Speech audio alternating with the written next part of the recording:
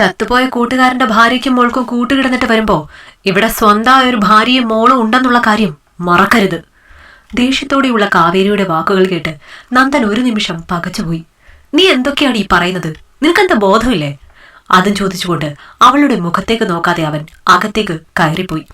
പക്ഷേ ഹാളിൽ അവനെ കാത്തിരുന്നത് അവന്റെയും അവളുടെയും വീട്ടുകാരായിരുന്നു. പ്രതീക്ഷിക്കാതെ രണ്ട് വീട്ടുകാരെയും ഒന്നിച്ചു കണ്ടപ്പോൾ നന്ദൻ ഒന്ന് പകച്ചു. അവൻ കാവേരിയെ തിരിഞ്ഞു നോക്കി. ഇതൊന്നും തന്നെ ബാധിക്കുന്നതല്ല എന്നൊരു ഭാവത്തിൽ കാവേരി അകത്തേക്ക് കയറി. നീ എവിടെയായിരുന്നു നന്ദ ഇതുവരെയും? ആ ചോദ്യം കാവേരിയുടെ സഹോദരന്റേതായിരുന്നു. നന്ദന് പെട്ടെന്ന് എന്തു മറുപടി പറയണോ എന്ന് പോലും അറിയുന്നുണ്ടായിരുന്നില്ല. നിന്നെ രാവിലെ മുതലേ വിളിച്ചിട്ട് കിട്ടുന്നില്ലല്ലോ. ഫോൺ പോലും നോക്കാൻ പറ്റാത്ത എന്ത് ബുദ്ധിമുട്ടായിരുന്നു നിനക്കുണ്ടായിരുന്നത്? കിരൺ വീണ്ടും ചോദിച്ചു. അത് കിച്ചന്റെ മോൾക്ക് അവൾക്ക് പനിയായിരുന്നു. രാവിലെ അവളെയും കൊണ്ട് ആശുപത്രിയിൽ പോയതാണ്. വീട്ടിലെത്തിയപ്പോൾ ഉച്ച കഴിഞ്ഞു. പിന്നെ ഇവിടേക്ക് ഇറങ്ങാൻ തുടങ്ങുമ്പോൾ അവൾ ഭയങ്കര കരച്ചിലായിരുന്നു. അവൾക്ക് കൂട്ടിരുന്ന് സമയം പോയതറിഞ്ഞില്ല. നന്ദൻ പറഞ്ഞത് കേട്ട് കിരണിന് ദേഷ്യം അരിച്ചു കയറുന്നുണ്ടായിരുന്നു. അത് നിന്റെ കൂട്ടുകാരന്റെ ഭാര്യയും കുഞ്ഞും താമസിക്കുന്ന വീടല്ലേ? നിന്റെ കൂട്ടുകാരനാണെങ്കിൽ മരിച്ചു പോവുകയും ചെയ്തു.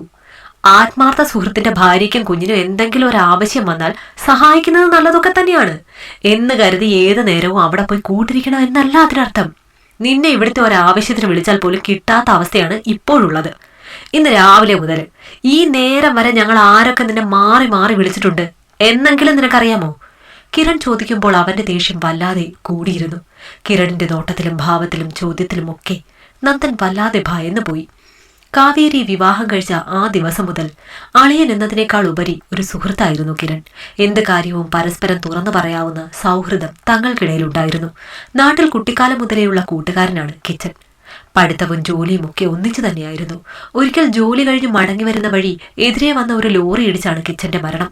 അന്ന് ആ വണ്ടിയുടെ പുറകിൽ താനും ഉണ്ടായിരുന്നു.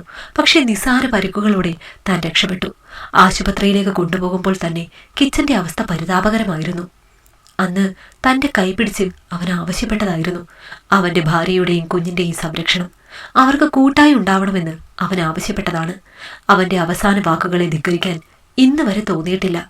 അവന്റെ ഭാര്യയ്ക്കും കുഞ്ഞിനും എന്താവശ്യത്തിനും ഏത് സമയത്തും താനുണ്ടാകും. ആദ്യമൊക്കെ വീട്ടിൽ കാവേരിക്കും അത് പ്രശ്നമായിരുന്നില്ല. അവരുടെ വീട്ടിലേക്ക് പോകാനും അവരുടെ കാര്യങ്ങളൊക്കെ ചെയ്തു കൊടുക്കാനും കാവേരിക്കും താല്പര്യമായിരുന്നു. പക്ഷേ അതിലൊക്കെ വ്യത്യാസം വന്നത് എപ്പോഴാണെന്നറിയില്ല. പെട്ടെന്നൊരു ദിവസം ഞാൻ അവിടേക്ക് പോകുന്നതും സമയം ചെലവഴിക്കുന്നതും അവൾക്ക് ഇഷ്ടമല്ലാതെയായി. പക്ഷെ അപ്പോഴേക്കും കിച്ചന്റെ മകളും തന്റെ ജീവിതത്തിന്റെ ഭാഗമായി കഴിഞ്ഞിരുന്നു.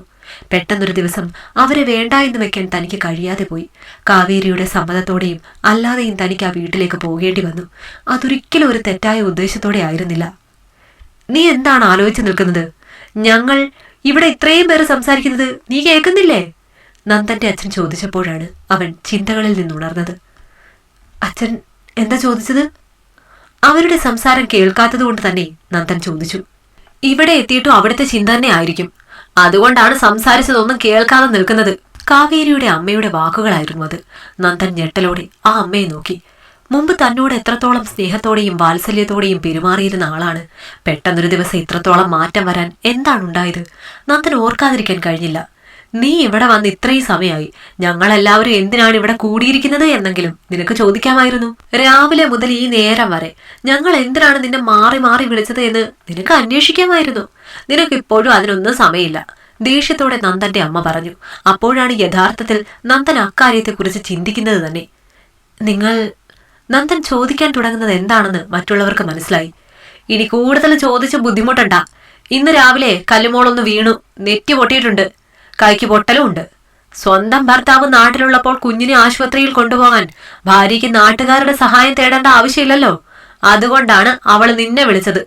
നിനക്ക് പിന്നെ ഫോൺ എടുക്കാനുള്ള നേരമില്ലല്ലോ. കൂട്ടുകാരന്റെ കുട്ടിയാണല്ലോ വലുത്. പുച്ഛത്തോടെ കിരൺ പറഞ്ഞവസാനിപ്പിക്കുമ്പോൾ ഞെട്ടലോടെ നന്ദൻ കാവേരിയെ നോക്കി. ആ നോട്ടം കാണാത്തതുപോലെ കാവേരി മുഖം വെട്ടിച്ചു. കാവേരി മോള്? നന്ദൻ എന്ത് ചോദിക്കണം എന്തു പറയണമെന്നും അറിയുന്നുണ്ടായിരുന്നില്ല. നിങ്ങൾക്കിപ്പോഴാണോ ഒരു മോളുള്ള കാര്യം ഓർമ്മ വന്നത്? രാവിലെ മുതൽ ഈ സമയം വരെ ഞാൻ എത്ര തവണ വിളിച്ചു. ഒരിക്കലെങ്കിലും എന്നെ ഒന്ന് തിരികെ വിളിക്കാമായിരുന്നില്ലേ? വീട്ടിൽ ഭാര്യയും മകളും ഒറ്റയ്ക്കാണെന്ന് നിങ്ങൾക്കറിയാവുന്നതല്ലേ? അപ്പോൾ എന്തെങ്കിലും ഒരു ആവശ്യമില്ലാതെ ഞാൻ ഇങ്ങനെ തുടർച്ചയായി വിളിക്കില്ല എന്നെങ്കിലും നിങ്ങൾക്ക് ചിന്തിക്കാമായിരുന്നില്ലേ? ചുറ്റും രക്തമായി എൻ്റെ മോള്, അവൾ കിടക്കുന്ന കണ്ടിട്ട് എനിക്ക് എന്ത് ചെയ്യണമെന്ന് അറിയുന്നുണ്ടായിരുന്നില്ല. ഞങ്ങൾക്ക് ആകെയുള്ള ആശ്രയം നിങ്ങളാണല്ലോ. നിങ്ങൾക്ക് പിന്നെ ഞങ്ങളെക്കാൾ വലുതായി പലതും ഉണ്ടെങ്കിലും ഞങ്ങൾക്ക് അങ്ങനെയല്ലല്ലോ. നിങ്ങളെ വിളിച്ചിട്ട് കിട്ടാതെ എന്ത് ചെയ്യണമെന്ന് അറിയാതെ നിന്ന് എനിക്ക് തുണയായി വന്നത് ഈ വഴിയിലൂടെ പോയ ഒരു ഓട്ടോക്കാരനാണ്. എന്റെ കരച്ചിലും കുട്ടിയുടെ കിടപ്പും ഒക്കെ കണ്ട് സാഹചര്യം പന്തിയല്ലെന്ന് കണ്ട് അയാൾ വണ്ടി നിർത്തി കാര്യം അന്വേഷിച്ചു. ഒരു നിമിഷം പോലും വൈകിപ്പിക്കാതെ മോളെ എടുത്ത് ഓട്ടോയിലിട്ട് ഓടുകയായിരുന്നു ആ മനുഷ്യൻ. എന്റെ ജീവിതത്തിൽ ഇന്നോളം എനിക്ക് ആരോടെങ്കിലും അകമഴിഞ്ഞ് നന്ദി തോന്നിയിട്ടുണ്ടെങ്കിൽ അത് ആ മനുഷ്യനോട് മാത്രമാണ്. അയാളില്ലായിരുന്നെങ്കിൽ എന്ത് ചെയ്യുമായിരുന്നു എന്ന് എനിക്കിപ്പോഴും അറിയില്ല. പറഞ്ഞവസാനിപ്പിക്കുമ്പോൾ കാവേരിയുടെ കണ്ണുകൾ നിറഞ്ഞിരുന്നു. ആശുപത്രിയിൽ ചെന്ന് നിന്നിട്ടാണ് ഇവൾ ഞങ്ങളെ ഫോൺ വിളിച്ച് ഇക്കാര്യം പറയുന്നത്. ആശുപത്രിയിലെ എല്ലാ കാര്യങ്ങളും എനിക്ക് ഒറ്റയ്ക്ക് പറ്റുന്നില്ല, അച്ഛനൊന്ന് വരാമോ എന്ന് എന്റെ മോൾ എന്നെ വിളിച്ച് ചോദിക്കുമ്പോൾ എന്ത് പറയണമെന്ന് പോലും എനിക്ക് അറിയുന്നുണ്ടായിരുന്നില്ല. എന്റെ മോന്റെ കയ്യിലിരിപ്പ് കൊണ്ടാണല്ലോ ഈ ഒരു പെൺകുട്ടിക്ക് ഇങ്ങനെയൊരു ഒരു അവസ്ഥ വന്നത് എന്നൊരു സങ്കടമായിരുന്നു എനിക്ക്. ഞാൻ തന്നെയാണ് അവളുടെ വീട്ടുകാരെയും വിവരം അറിയിച്ചത്. ഇന്നത്തെ കൊണ്ട് ഇതിനൊരു തീരുമാനം ഉണ്ടാക്കണം. നന്ദന്റെ അച്ഛന്റെ സ്വരം കടുപ്പിച്ചിരുന്നു. എല്ലാത്തിനുള്ള മറുപടി ഞാൻ തരാം, പക്ഷേ ഞാൻ മോളെ ഒന്ന് കണ്ടിട്ട്. നന്ദൻ അതും പറഞ്ഞ് മുറിയിലേക്ക് നടക്കാൻ തുടങ്ങി. വേണ്ട, ഇതിനൊരു തീരുമാനം ഉണ്ടാക്കിയിട്ട് നീ മുറിയിൽ കയറിയാ മതി.